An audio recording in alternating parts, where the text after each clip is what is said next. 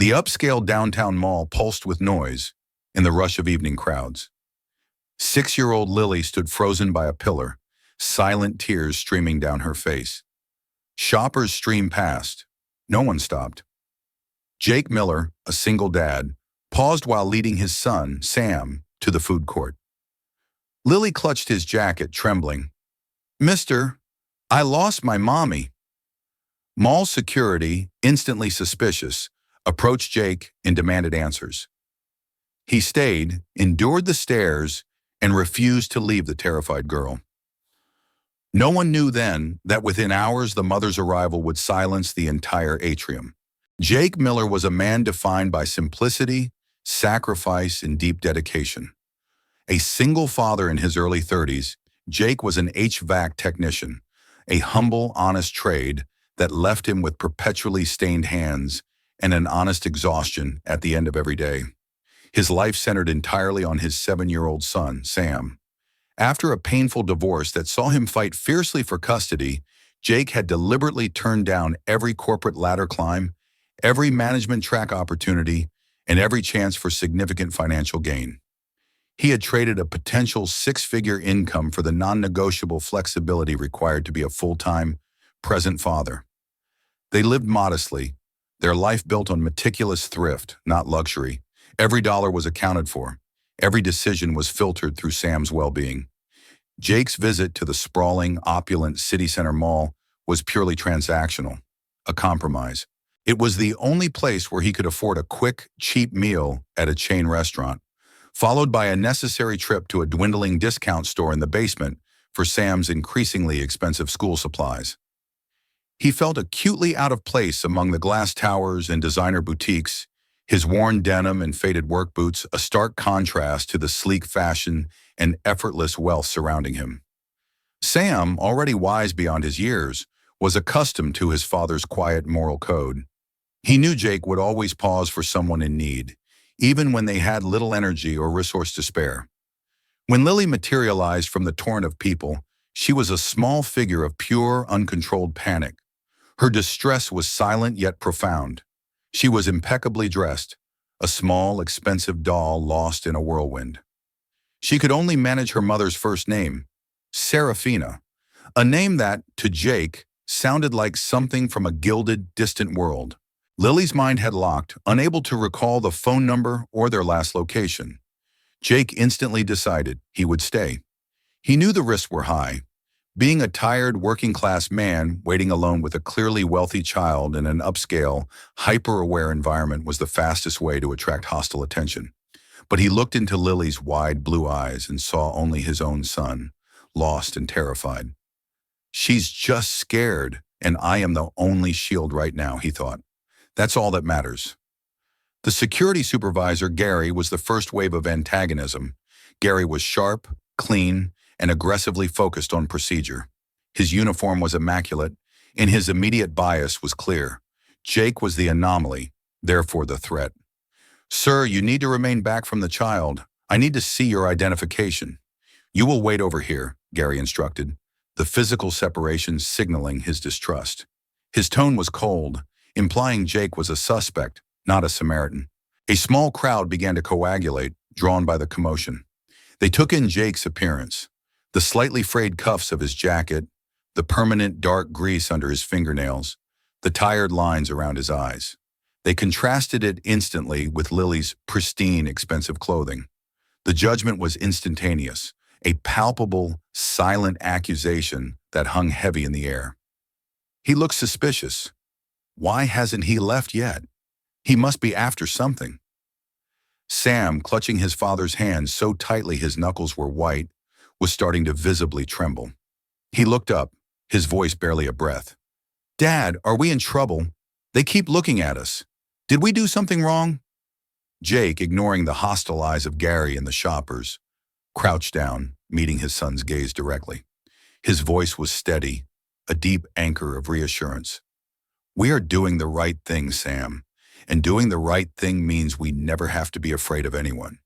Integrity always wins, son. Now let's focus. We have to help Lily find her mother." Jake began working with the counter staff, methodically gathering details. He used his calm, problem-solving technician's brain. Think backward. He helped Lily focus enough to describe her mother's unique silk scarf and their exact last location, near the display of antique timepieces just off the main atrium. As the minutes stretched into an hour, the mall's lively energy began to dissipate. Store gates slammed shut, one by one.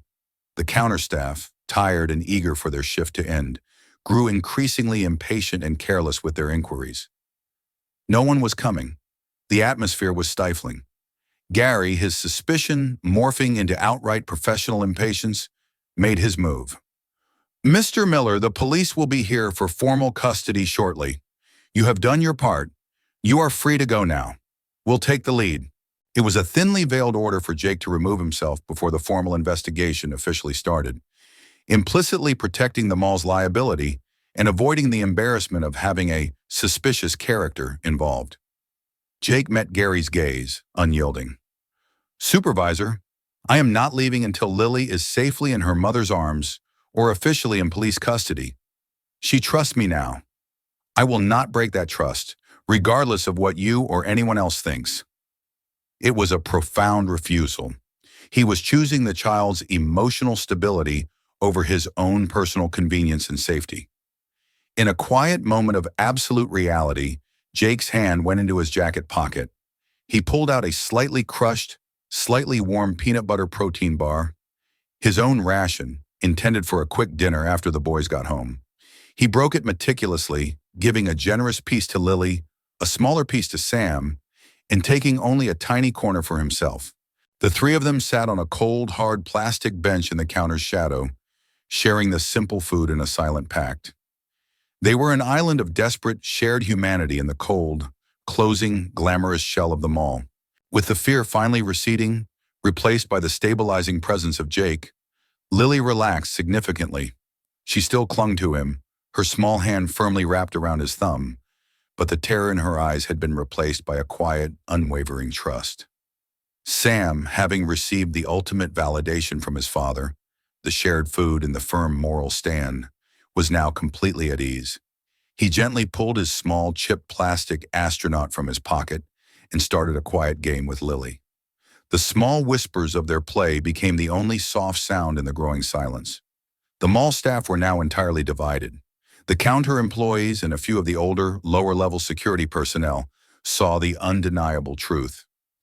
Jake was a decent, tired man, but the corporate-driven, image-conscious staff, led by Gary, maintained their posture of suspicion. He's waiting for a huge reward now. This is a setup. Why else would he waste his time? They couldn't fathom a selfless act without a clear return on investment. Jake felt their silent critique like a physical weight. He shared a quiet moment with Tom, the older security guard who had started to defend him. "It's always the same, Tom. I was denied a small loan once because the bank manager said my job didn't show executive potential. People judge the container before they look at the content." He spoke of the emotional toll of constantly being underestimated, of having his integrity questioned because his bank account was modest. Tom nodded slowly, a deep understanding passing between the two men. "I see it, Jake. I see the man who values his time with his boy more than his next paycheck. That's a luxury few of these rich folks can afford." Finally, the security director authorized a full-scale review of the CCTV footage. They focused on the area Lily described. The breakthrough was subtle but devastating. They saw Serafina Vance, recognizable even on grainy footage, talking intently into a wireless earpiece, her back turned to Lily, immersed in a high-stakes, multi-party video conference. She had been preoccupied for just 70 seconds, but that was enough. The camera rewind search became frantic. The staff, now fully invested, saw the mother's frantic, belated turn, the moment of frozen panic when she realized Lily was gone. They saw her sprint away from the retail area, not toward the exit, but toward the central security office, bypassing the information desk entirely. Serafina hadn't been shopping.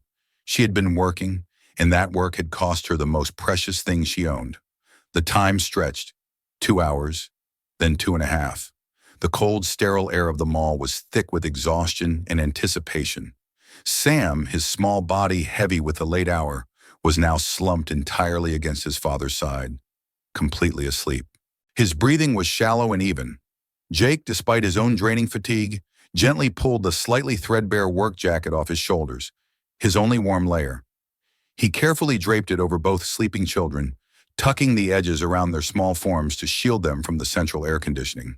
He sat utterly still, his presence an emotional fortress, his eyes fixed on the entrance.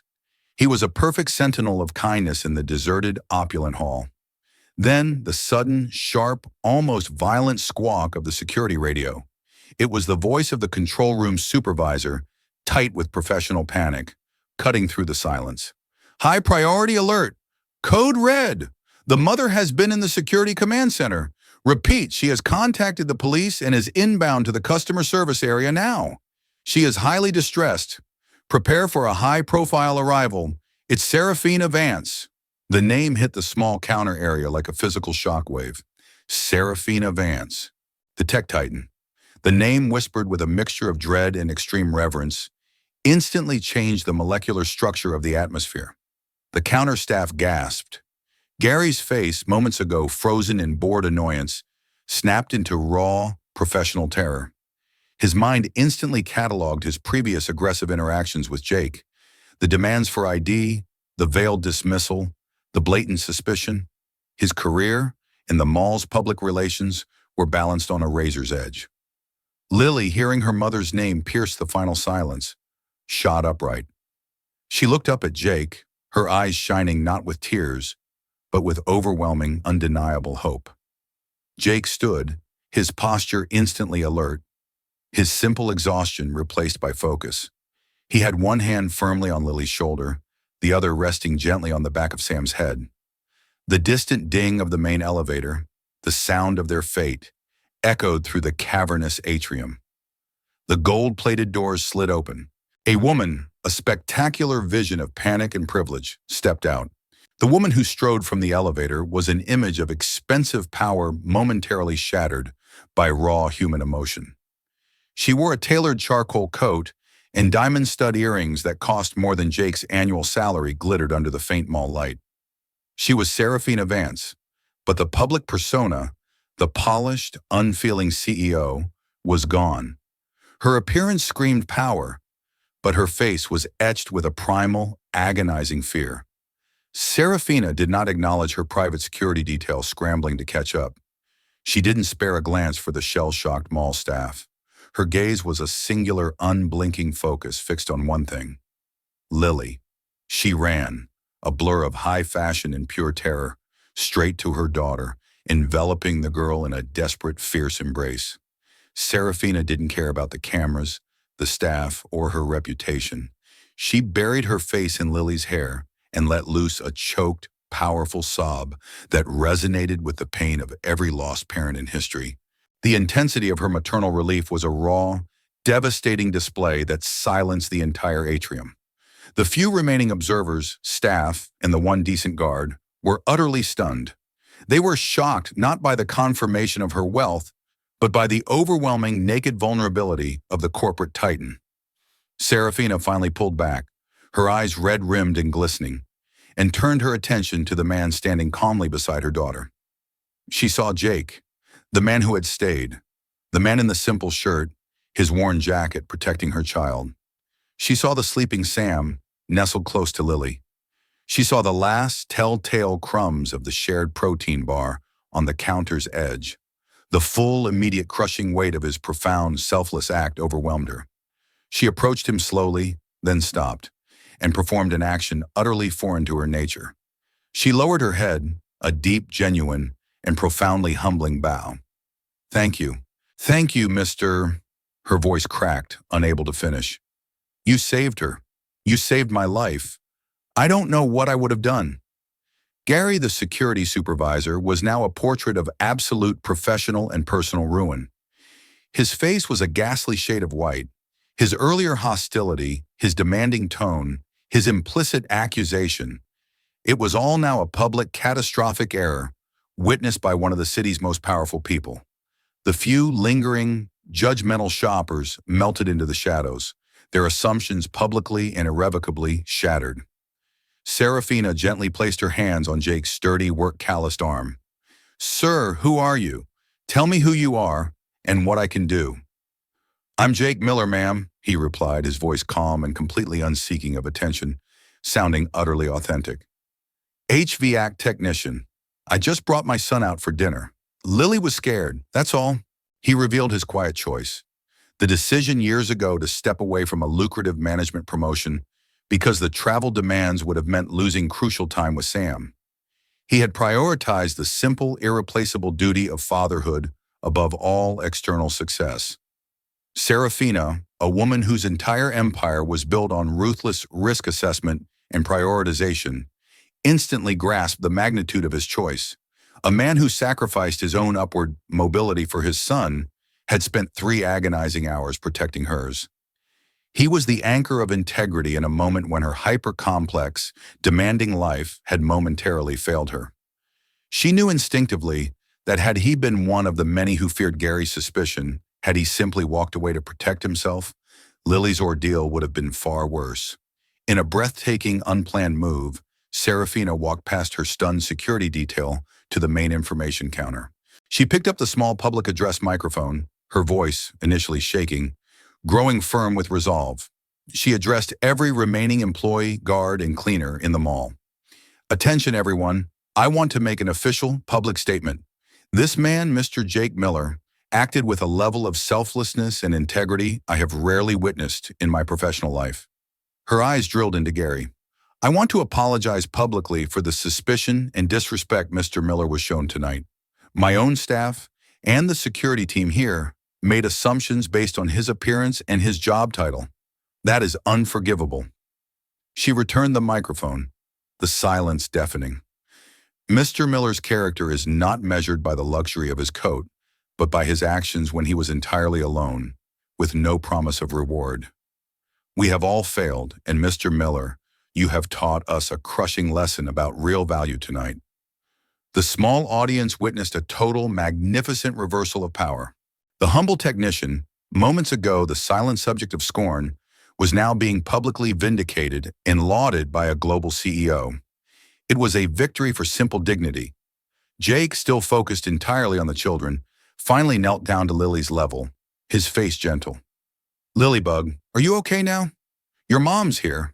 I think she missed you very much." Lily, now safe and emotionally reset, looked up at the sleeping Sam, still enveloped in the jacket. She gently reached out and hugged Sam's head, whispering a sincere, tiny voice. "Thank you, big brother. You saved me." The entire atmosphere in the atrium shifted, the cold, late-night silence transformed by the warmth of genuine human connection and a monumental act of moral courage. With the crisis officially resolved and the police now a formality, Serafina insisted on thanking Jake in a substantial way. She offered a monetary reward that would solve all his financial troubles, a blank check, and a promise of any job he wanted. Jake politely, firmly refused every offer. "I didn't do it for a check, ma'am. I did it because my son watched me. That's my only payment." His refusal only deepened Serafina's respect and shame. "Then please, at least let me feed you and your son. Anywhere you like. Name the restaurant," she insisted, desperate to repay the debt of the heart.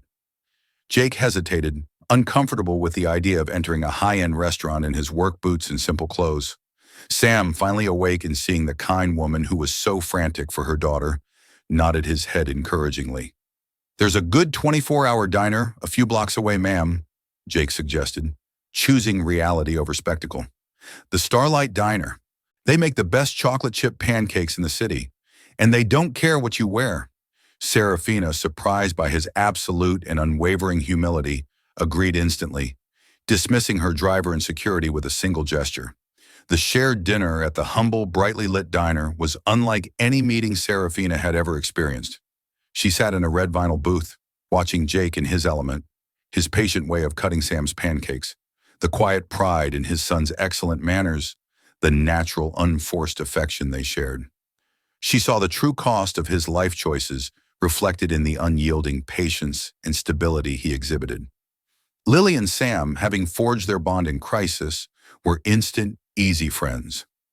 They shared a stack of syrup-drenched pancakes and colored companionably on the diner's paper placemats, their shared bright laughter a clear, clean sound that cut through the exhaustion. Serafina began to share her own deeply private reality, the gnawing isolation of her wealth, the crippling burden of constantly being guarded and measured, the terror of having 100 employees but no one truly genuine to trust. She confessed the pressure that had led her to ignore Lily for that fateful 70 seconds, a mistake that would haunt her forever.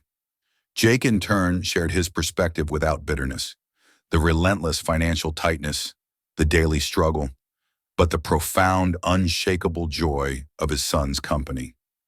He spoke of the years of subtle, painful judgment from those who only saw his lack of material success. I was once told I was a failure because I prioritized life over my career. I never felt like a failure until I saw myself through their eyes. A silent, powerful, and instantaneous empathy formed between the two. They were not a billionaire and a technician. They were two parents momentarily equalized by the shared, terrifying vulnerability of raising a child in a complex world. The walls of rich versus poor crumbled, replaced by the common, solid ground of a fierce, protective parental love. Serafina was accustomed to dealing in quantifiable assets. Jake dealt in quantifiable love. And in that diner, her assets suddenly seemed worthless compared to his. Subsequent meetings began organically, demanded by the children's instant, powerful bond. Serafina started seeing the world through Jake's eyes, appreciating the value of dependability, quiet action, and substance over superficial flash. She started to realize that the most precious commodities, time, presence, and consistent kindness, could not be bought, only earned through effort.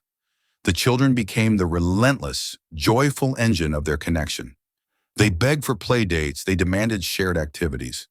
Serafina found herself navigating a small local playground instead of an international boardroom. Jake found himself answering texts about playground times instead of busted compressors. A small, poignant detail solidified their merging worlds. The morning sun, no longer hitting the cold, polished glass of Serafina's high-rise penthouse, but flooding Jake's small, simple, perfectly organized kitchen during a shared Saturday breakfast. Serafina saw the beauty, the peace, in his quiet routine. The children's laughter became the new bright soundtrack for both their lives, replacing the tense silence of the corporate jet and the resigned silence of the empty, single-parent home.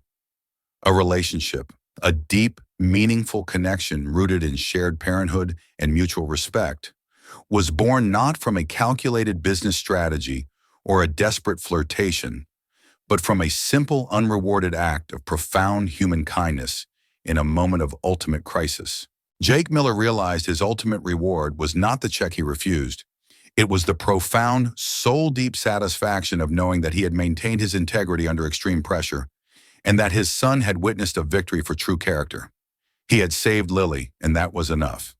Serafina Vance, the billionaire, learned the most valuable lesson of her glittering career, that the true luxury in life is the presence of an honest, selfless heart, a quality that no amount of capital or power could ever purchase.